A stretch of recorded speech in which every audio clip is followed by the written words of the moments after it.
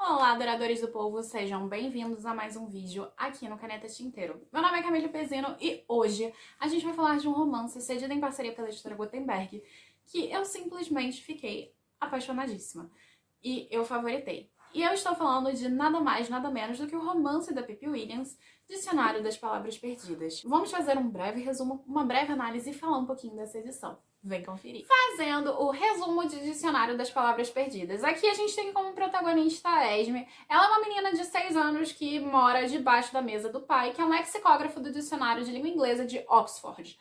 E a gente vai acompanhar o decorrer da vida dessa menina, que vai se tornando uma adolescente até viver a fase adulta. E durante esse processo, a gente vai conhecer tanto a vida da Esme, quanto a vida do Dicionário de Língua Inglesa de Oxford. Porque ela basicamente mora lá. Durante esse processo, a Esme, ela vai começando a perceber que algumas palavras ficam de fora, enquanto outras permanecem no dicionário. Ela nota que algumas palavras são perdidas sem querer e algumas palavras são perdidas de propósito.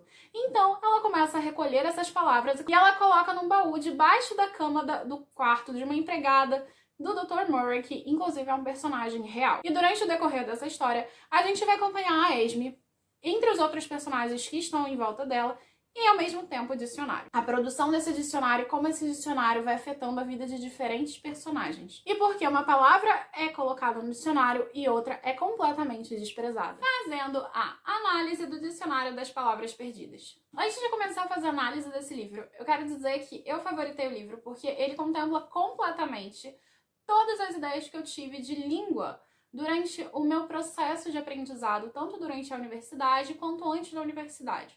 Uma das coisas que eu sempre me questionei foi por que a gente considera palavrão palavrão. Desculpa todos os puritanos que vão ouvir isso. Porque caralho, que na verdade o mastro de um navio é considerado uma coisa pejorativa quando a gente fala. Ou porque a gente pode falar cocô tranquilamente, mas não pode falar merda. Eu sempre tive esse tipo de dúvida e foi uma coisa que foi me matutando na minha cabeça durante a universidade, até eu começar a estudar linguística. E principalmente semântica.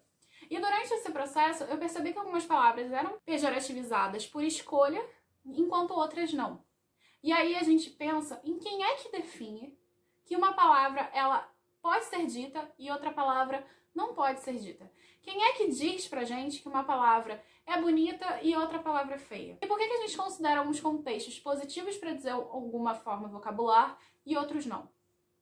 Tudo isso é gerado socialmente. Alguém pré-selecionou isso para dizer que pode ser dito ou não pode ser dito alguma coisa. E é justamente esse questionamento que o Dicionário das Palavras Perdidas vai levantar. Só que ele vai levantar isso a partir do espectro do feminino. Porque algumas palavras são de um jeito e outras não. E eu vou citar um exemplo para vocês em português. Porque vagabundo é alguém que não sustenta a casa e a vagabunda é alguém que prefere usar o seu corpo para prazeres carnais. A gente tem essa diferença de espectro por causa da diferença de espectro social do homem e da mulher. O homem ele era visto como provedor, enquanto a mulher ela é vista por causa que ela gera filhos. Então, a maioria dos xingamentos do feminino estão relacionados à questão da sexualidade. Ao ponto que a maioria dos xingamentos do espectro masculino estão relacionados ao financeiro. A gente sempre vai ter essa noção de masculinidade e essa noção de feminilidade nas palavras. E é justamente isso que esse livro aqui vai abordar, tanto quanto as palavras de baixo calão. Eu achei fantástico, porque eu não sabia que babaca podia ser vagina. Isso foi um ponto que a Lavínia acertou em muito. Mas, agora vamos falar um pouquinho do livro. Esse livro é um romance histórico e a Pippi Williams acertou muito ao trazer ele como romance histórico, porque ele está questionando o uso de palavras. E todo o uso de palavras que a gente tem, basicamente tem uma história por trás.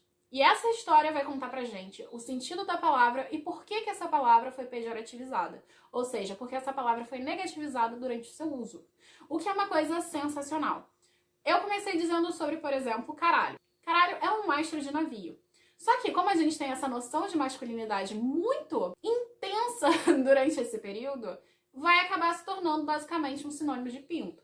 Então, é justamente por isso que existe essa terminologia pejorativa, até porque a gente está falando de navios. Então, isso vai gerar todo um espectro de pejoração por causa da linguagem dos marujos, etc.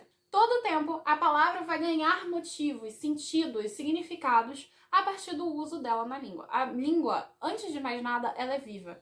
Então, ela está sempre se reproduzindo e produzindo. Tanto a partir de neologismos, quanto a partir de abreviações.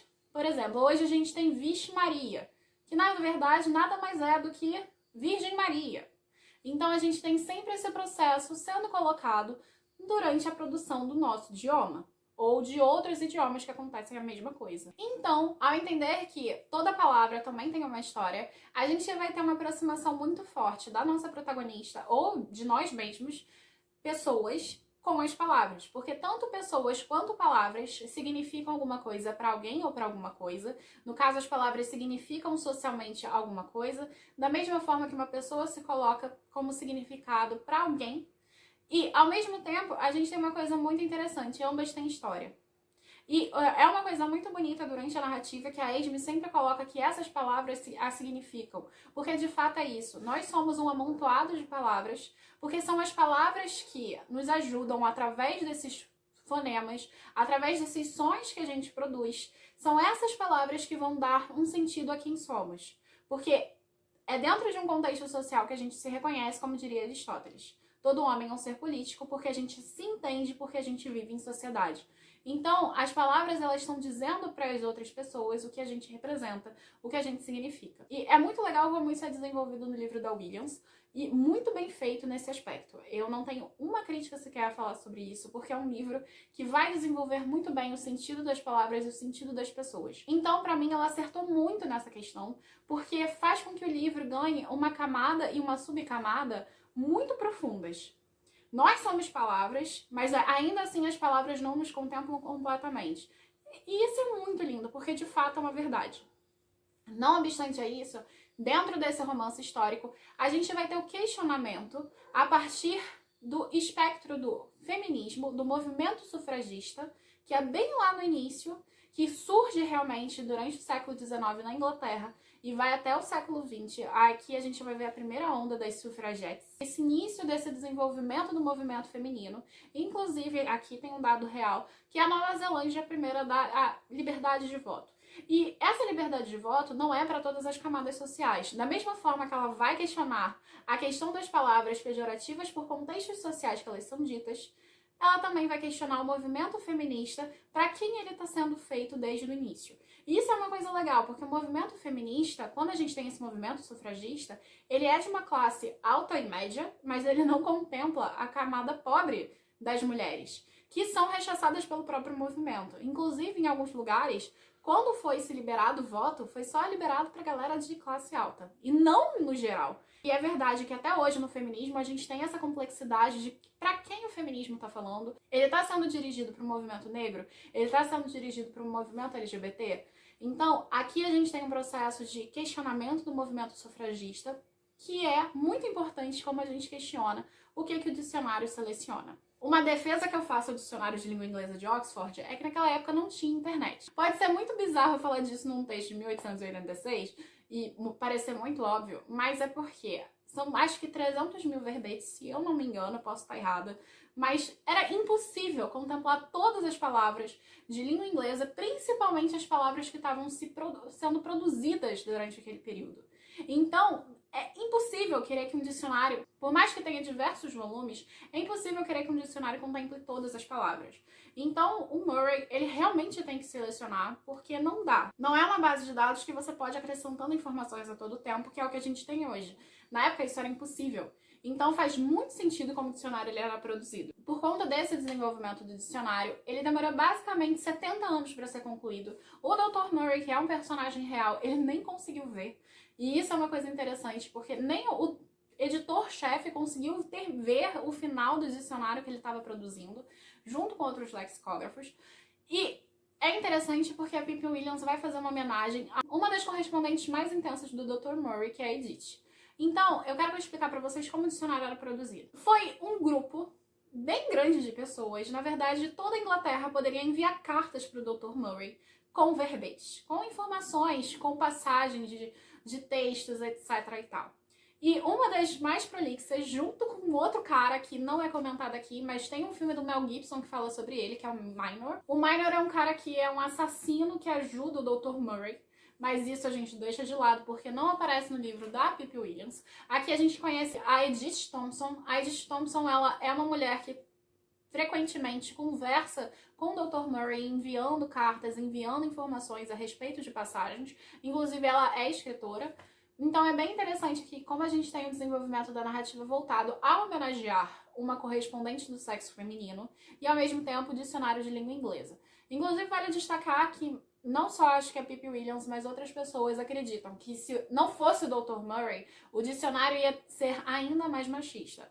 Mas o dicionário ele é machista não por causa só da época, mas também pelo fato da sociedade ser machista. Então a gente vai ter todo um processo de desenvolvimento do dicionário coerente com a sociedade que ele pertence.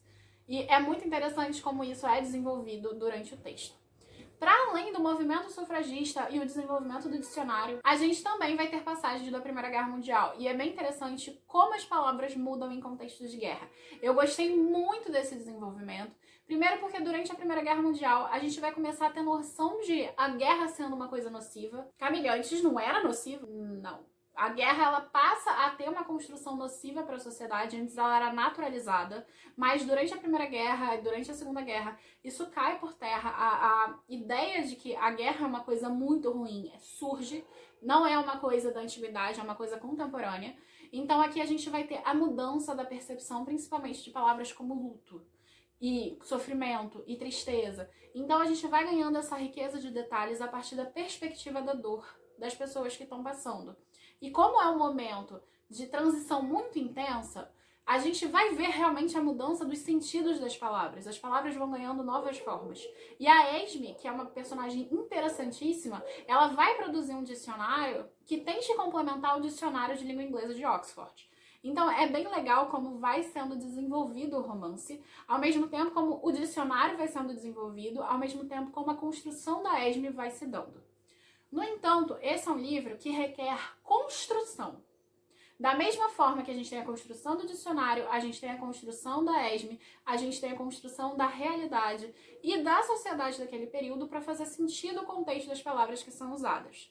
E com isso, eu acho que a Pippi Williams ela errou um pouquinho na mão, nesse sentido de informações que ela coloca. Algumas passagens elas não eram necessárias, mas ela coloca mesmo assim. Eu entendo até porque ela faz esse recurso. E isso torna o texto um pouco cansativo em certos momentos. Mas não tira o brilhantismo da proposta, não tira o brilhantismo do livro, e muito menos dos questionamentos. O que eu acho que a Pippi Williams fez nesse romance, e eu super indico ler por conta disso, foi criar uma dissertação de mestrado num formato de narrativa. E por fim, a última coisa que eu quero destacar, que eu acho sensacional durante o romance, é o fato de o Dicionário das Palavras Perdidas falar também sobre imortalidade. O que faz uma pessoa perdurar durante a história? O que faz uma palavra continuar sendo utilizada durante o decorrer do tempo? O que faz ela mudar? O que faz acontecer alguma coisa? E é bem interessante que a produção literária, a produção marcada da época, algumas elas entram aqui, outras elas simplesmente são suprimidas. E é legal que aqui também fala um pouquinho de imortalidade, vai falar muito sobre perda. É um livro sobre perda, é um livro também sobre importância. E como essa importância ela vai se dar na imortalidade das pessoas ou das palavras. Então, é um romance que eu super recomendo. Eu entendo que realmente tem algumas passagens lentas. Eu entendo que pode ser um pouquinho cansativo, principalmente para quem não é estudante de letras e não está focado nessa parte. Mas ainda assim, é um livro que eu recomendo para todo mundo, porque vai questionar as suas diretrizes sociais e vai fazer isso de uma forma brilhante. Falando um pouquinho dessa edição aqui. Essa edição aqui é brochura, como vocês podem ver, é um livro grande. Ele tem mais ou menos 400 páginas e poderia ser um pouquinho menor, justamente por causa dessas passagens que eu tinha comentado.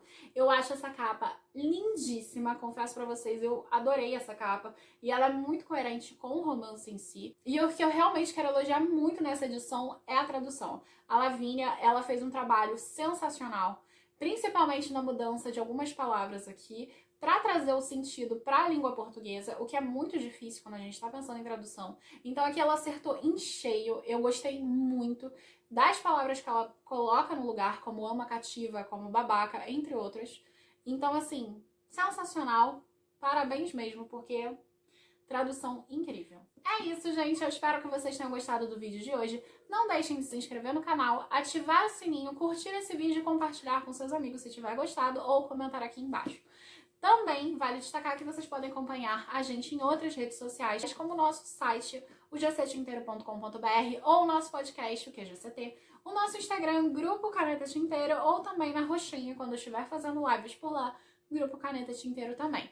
Você pode apoiar o nosso canal de duas formas diferentes. A partir da Amazon, comprando aqui pelo link de baixo, que você não vai pagar mais nada por isso. E você também pode apoiar a gente no Catarse. No Catarse, você pode escolher a recompensa que você quer, como, por exemplo, aparecer nos créditos dos vídeos. Muito obrigada e até a próxima. Tchau, tchau!